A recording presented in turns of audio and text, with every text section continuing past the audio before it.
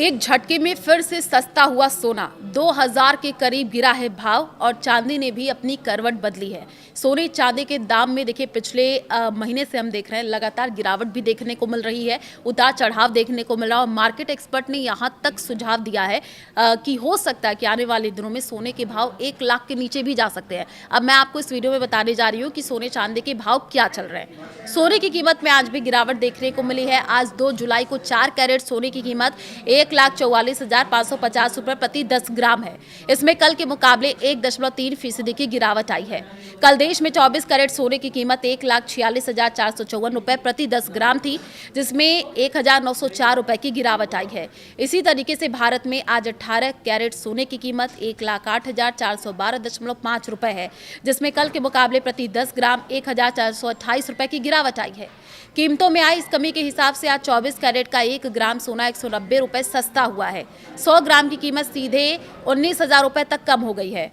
आज अगर हम बात करें तो हाजिर बाजार स्पॉट मार्केट में निचले स्तरों पर खरीदारी के चलते चांदी की कीमतों में 0.64% की रिकवरी देखी जा रही है। इस तेजी के हिसाब से आज चांदी की कीमत कल के बंद भाव के मुकाबले प्रति किलोग्राम 1400 से 1500 रुपए के बीच महंगी हुई है।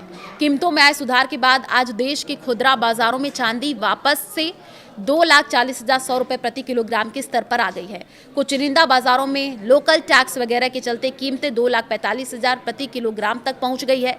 1 ग्राम के हिसाब से अगर हम देखें तो चांदी की कीमत कल के मुकाबले करीब 1,50,000 रुपए बढ़ करके 240.10 से 245 रुपए के बीच आ गई है। अब आपको बता देते हैं कि सोने की कीमत आखिर गिर क्यों रही है और क्या ये सही समय है आपके लिए इन्वेस्टमेंट करने का। तो सोने की कीमतों में इस बीच लगातार आ रही गिरावट के चलते लोगों में आगे कीमतें और गिरने का डर है। ऐसे में लोग सोना खरीदने के बजाय इसे बेच रहे हैं। अकेले चालू तिमाही में भारतीयों ने लगभग 50 टन पुराना सोना बेचा है। इससे स्थानीय बाजारों में सप्लाई अचानक से बढ़ गई है, जिससे कि कीमतें कम हो रही हैं। सोने की गिरती कीमतों के पीछे अमेरिकी फेडरल रिजर्व को भी जिम्मेदार ठहराया जा रहा है। निवेशकों के मन में इस बात का खौफ है कि फेड रिजर्व आगे ब्याज दरों में कटौती करने के बजाय इसे लंबे समय तक ऊंचा रख सकता है, क्योंकि सोने का कोई ब्याज या डिविडेंड नहीं मिलता है। ऐसे में लोग सोने को छोड़ करके सरकारी बॉन्ड्स में पैसा लगा रहे हैं। सोने की डिमांड इसके चलते भी कम हुई है। इधर अमेरिकी डॉलर इंडेक्स भी लगातार मजबूत होता जा रहा है।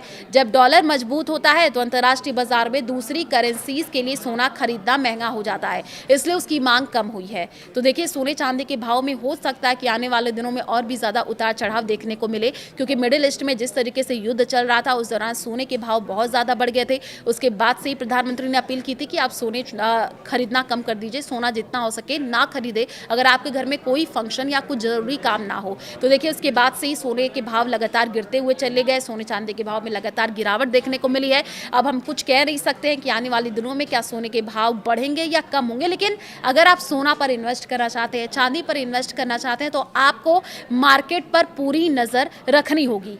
तो इस वीडियो को ज़्यादा से ज़्यादा लोगों को शेयर कीजिएगा और कमेंट करके बताइए कि क्या सोना चांदी आने वाले दिनों में सस्ता होगा, कम होगा। इस पर हमारी नज़र बनी रहेगी। आपकी क्या सोच है सोने चांदी को लेकर के, भाव को लेकर के, आप कमेंट में ज़रूर बता सकते हैं।